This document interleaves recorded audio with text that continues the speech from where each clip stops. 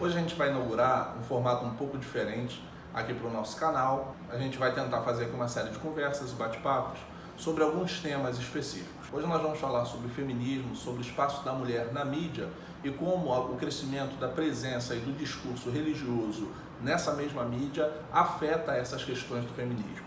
Como eu não tenho lugar de fala para isso, eu vou convidar a minha amiga Juliana Santos, que é formada em comunicação social e militante feminista, para a gente conversar um pouco sobre esses assuntos. Para embasar nossa conversa, eu vou indicar 3 textos, obviamente todos escritos por mulheres, que me ajudaram a preparar a nossa conversa e que eu vou deixar como um link aqui embaixo no primeiro comentário. O primeiro deles é o livro A Explosão Gospel, da professora Magali Cunha, doutora em Ciências da Comunicação e professora da Universidade Metodista de São Paulo. Ela narra como o processo de crescimento da chamada cultura gospel aconteceu, e especialmente essa explosão dentro da mídia. O segundo texto é uma matéria da jornalista Mônica Mourão, que está publicado no site Intervozes, que fala sobre mídia, política e religião, uma mistura que ameaça a democracia. E o terceiro texto é a tese de doutorado da pesquisadora Alexandra Gonçalves Martim, intitulada Mídia, Religião e Mulheres em Situações Limite. Então vamos começar a conversa? Então, Ju, tudo bem? Estou recebendo aqui a Ju. A gente está devidamente espaçado aqui com o nosso álcool gel aqui na mesa, nesses tempos de isolamento social, tomando todos os cuidados necessários. Eu queria começar perguntando para a Ju, o que é feminismo para você e como é que você se descobriu feminista? Certo, boa tarde a todos. Eu acho assim, o feminismo ele é uma questão mais de igualdade. Tem muita gente que entende a questão do feminismo como uma disputa ou que a mulher quer galgar um lugar onde o homem ainda não chegou. E eu não vejo dessa forma. Eu acho que a gente quer caminhar junto, quer andar junto, quer ter os mesmos direitos, deveres e obrigações a gente já tem, às vezes até um pouco mais. E a descoberta como feminista, eu acho que aconteceu mais assim, toda mulher meio que é um pouco feminista. Eu acho que toda mulher se descobre feminista quando a gente entende o que é ser mulher. Eu tenho uma amiga, né, enfim, ela faleceu há 2 anos atrás, e ela era uma militante feminista muito importante pra mim, e eu não tinha essa consciência ainda. E com a perda dela, eu meio que fui entendendo qual era o discurso dela e tomei pra mim e vi o quão necessário era eu me tornar feminista para eu ter direito às coisas que eu preciso, para eu poder ir e vir com segurança, para eu galgar salários iguais, porque eu desenvolvo cargos iguais aos homens. A questão da violência também, porque né, a gente tem que contar muito com a sorte. A gente vai falar sobre isso. Então, aí eu acho que não tem como hoje você se ver mulher no mundo que a gente está, no lugar que a gente está, né, país, cidade, e não pensar sobre o feminismo. Entendi. A gente vai falar bastante aqui sobre o papel da mídia na formação das consciências, na formação da opinião, do senso comum, muitas vezes. E eu queria perguntar para você, né, como alguém que estudou isso, inclusive, que importância você atribui ao papel dos meios de comunicação na formação das mentalidades e principalmente na conscientização das mulheres em relação a isso, as questões de gênero? Legal, essa pergunta é importante. Primeiro, eu acho que é a questão da representatividade. Então, eu acho que a gente, enquanto mulher, se vê, né? Então, ver mulheres trabalhando, exercendo cargos que até então eram só homens que faziam, eu acho que isso dá um norte pra gente. Então a gente pode, então eu consigo. Então, se eu estudar para isso, eu também serei. Então, eu acho que essa é uma das primeiras questões, né? Principalmente na primeira formação das crianças, das meninas, né? Então, ver jornalistas, ver âncoras, ver pessoas importantes na televisão, na mídia, exercendo funções importantes, que também são funções que mulheres podem exercer. Eu acho que esse é o principal ponto. E segundo é a informação. A violência contra a mulher, ela sempre existiu.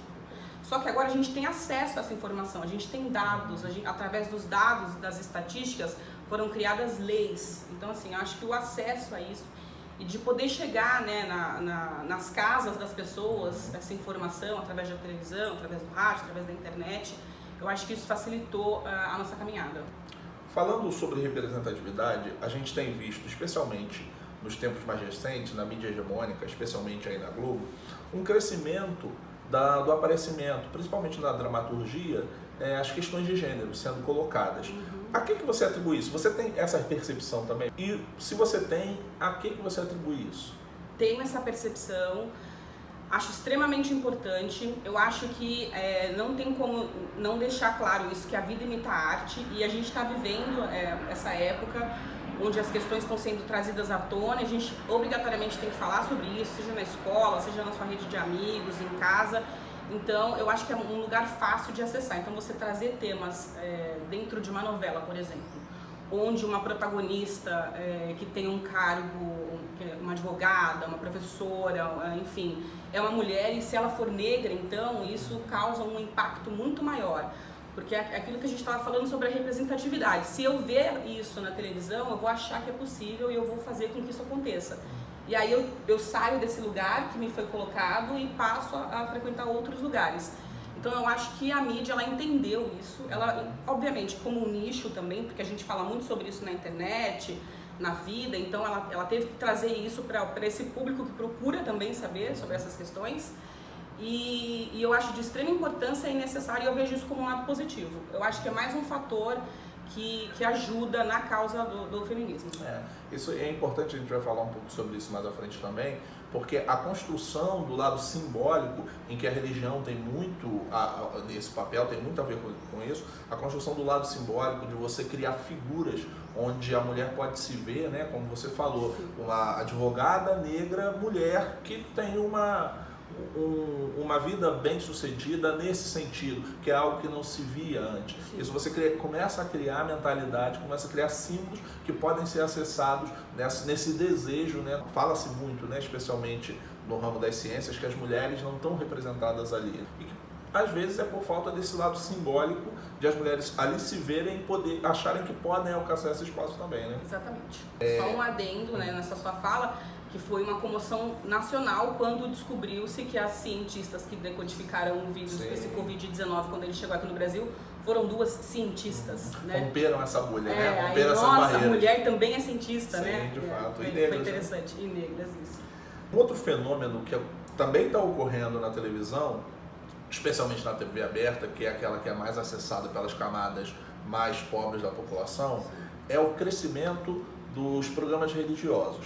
Eu vou colocar aqui também para a gente ver um gráfico preparado a partir do trabalho da matéria da jornalista Mônica Mourão, que mostra como o crescimento dos programas religiosos na TV aberta quase dobrou no período de 2012 até 2015.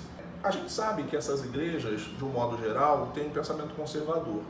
E esse pensamento vai frontalmente de encontro, vai contra muitas pautas do movimento feminista, das questões de gênero.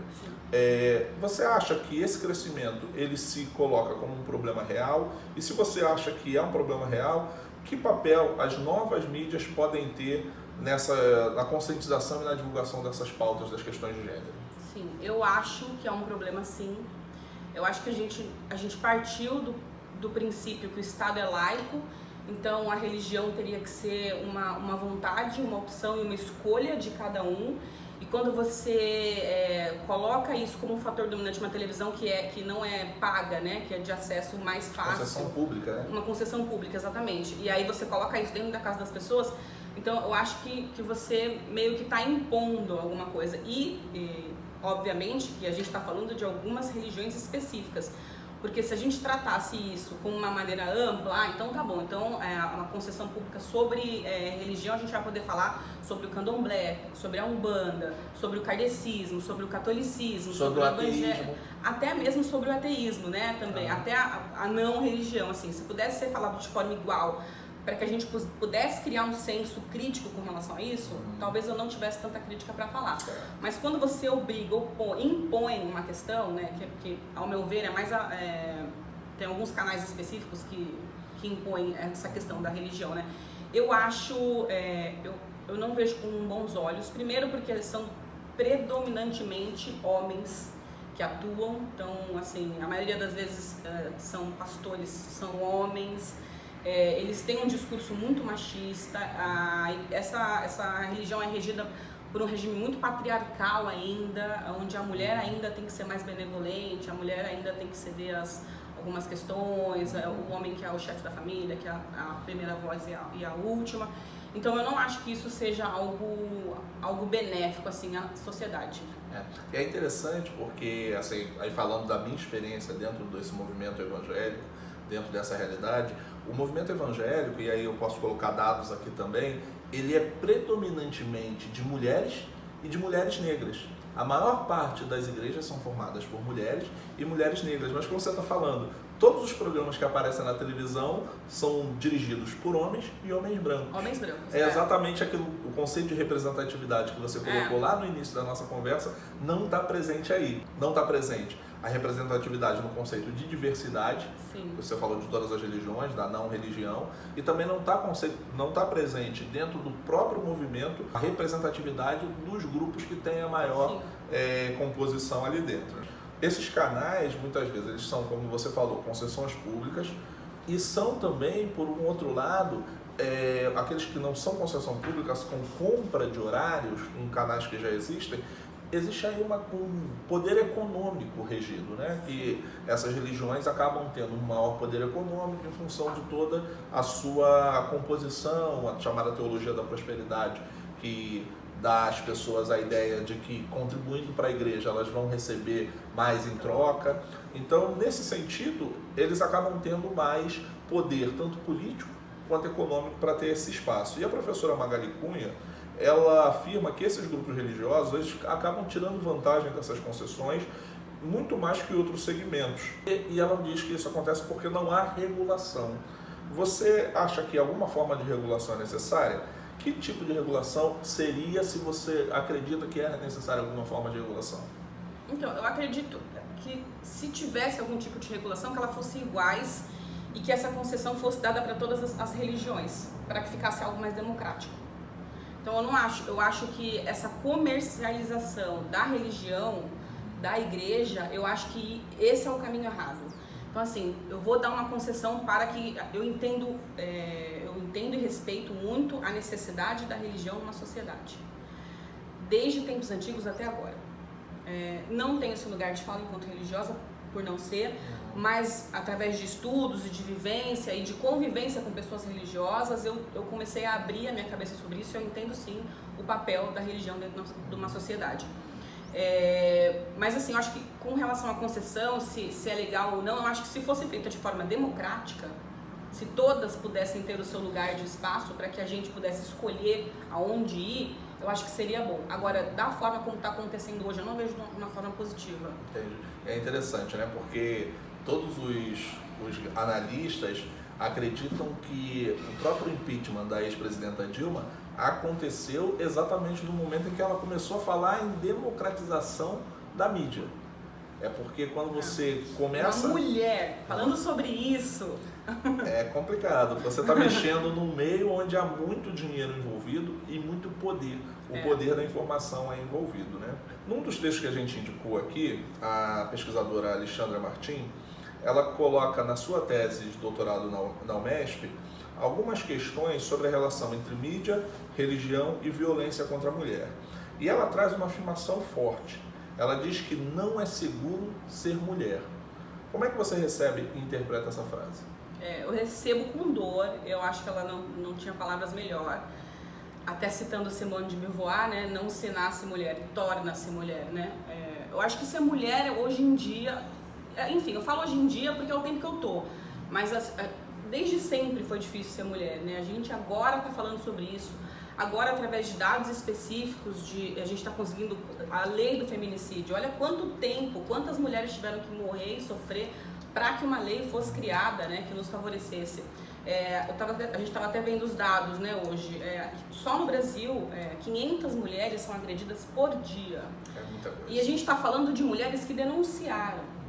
Ou seja, esse número pode ser até 3 vezes maior, assim. Eu estou falando de agressão física, agressão verbal, a gente já tem outros tipos de agressão que são extremamente graves, assim. Então, eu acho que quando eu vejo mulheres, por exemplo, como Marielle, como Renata Souza, como Sâmia, como Thalíria, me dá uma esperança, porque... Só para citar uma aqui que eu conheço, que eu gosto muito, a Mônica Francisco, que é inclusive religiosa também, é evangélica e militante, feminista, também é deputado estadual pelo PSOL.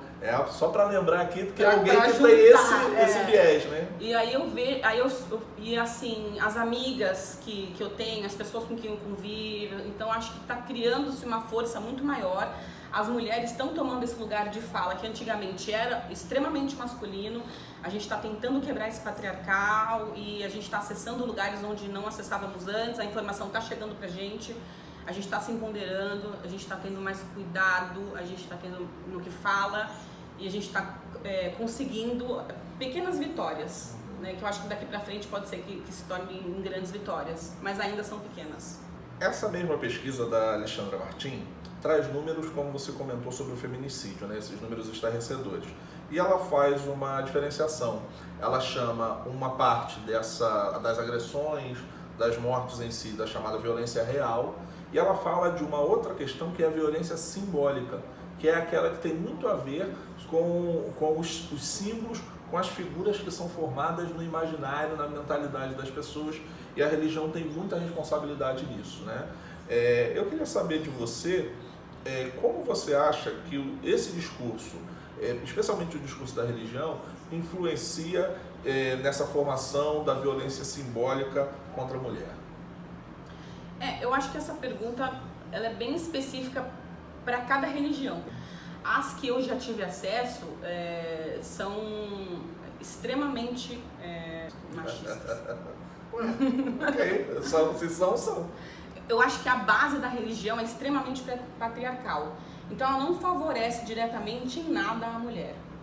Então a cabeça é formada daquele estilo meio durkheimiano, assim, né? Então é regido pelo corpo como se a cabeça fosse a religião e predominantemente quem faz isso é o homem. Então eu acho que não favorece as mulheres, pelo menos nas que eu já frequentei por curiosidade, já tive acesso. E eu não consigo ver ainda, até essa questão que você falou das mulheres negras serem maioria nas igrejas evangélicas, era um dado que eu não sabia, porque eu nunca frequentei. E eu vejo na televisão eu não vejo isso. Então, porque a televisão mostra as igrejas que têm poder econômico. Isso. No entanto, o movimento evangélico ele é mais presente nas comunidades pobres, nos lugares onde a presença da população negra é maior. E a mulher, como aquela que normalmente tem a maior preocupação, o maior cuidado, né, com o filho que está envolvido com o tráfico, com às vezes até o marido, ela é quem acaba procurando essas comunidades que fazem um trabalho ainda que muito complicado, socorro, né? Com um pedido de socorro, exatamente isso. Então essa presença a gente também não vê na televisão, a gente não vê nas igrejas que têm acesso aos meios de comunicação. Isso também é invisibilizado porque, enquanto mulheres negras, elas não têm esse espaço e mesmo as suas comunidades, que são aquelas que estão especificamente lidando na linha de frente lá das populações mais pobres, não têm acesso aos meios de comunicação. Quem tem são os grandes pastores, são aqueles que têm o poder econômico para comprar e o poder político para ter as concessões, né? Olhando para o futuro, quais as perspectivas que você visualiza no curto e no médio prazo para as pautas das mulheres nesse país chamado Brasil? Eu espero que a gente se mantenha viva e fortes. Eu acho que a gente cada vez mais tem conquistado o nosso lugar, espaço físico mesmo, assim, né? Em empresas, em universidades, em grandes cargos, na teledramaturgia, como a gente já conversou, no jornalismo. E eu acho que a gente deu um passo agora, nós mulheres, que a gente não está disposta a voltar nenhum passo atrás para dialogar com mais ninguém. Então, ou vocês, né, entendem o passo que a gente deu e a gente passa a caminhar juntos agora, ou não vai ter essa caminhada, porque eu acho que a conquista foi muito grande. Muita luta, né? Muita luta, e teve essa conquista. E a gente não vai agora andar para trás para ter esse diálogo. Então, eu acho que daqui para frente as coisas tendem a ser melhores. Eu sou uma pessoa otimista. Muito bom. Queria pedir para você, então, agora que a gente está concluindo aqui a nossa conversa, doeu? Não. Para você deixar aqui para gente uma mensagem para os nossos inscritos aqui no canal e fazer uma indicação de leitura que possa aprofundar melhor esses assuntos que a gente trouxe aqui. Legal. Obrigada a todos por assistirem. Espero que tenham gostado do bate-papo. Acho muito importante esse diálogo com pessoas diferentes pontos de vista. Eu acho que é assim que se cria uma opinião, tanto política quanto uma opinião crítica, né? A gente fica dentro da nossa bolha, então tudo que eu falo, que eu escuto, que eu vejo, são só coisas que me interessam. Então eu acho importante você sair da zona de conforto e procurar informações de outros campos para poder formar a sua. Acho que fica mais enriquecedor. E enquanto à leitura, eu acho que eu indicaria um livro da Djamila, que é Você Tem Medo do Feminismo Negro, que é uma leitura maravilhosa. Ela é uma mulher incrível e eu acho que vale a pena para a gente se contextualizar do que as mulheres estão tramando para um futuro próximo. E esperamos isso. Então, pessoal, se você gostou da conversa, curta esse vídeo, compartilhe e não deixe de se inscrever no nosso canal. Nós vamos nos encontrar mais vezes. Um grande abraço, tchau!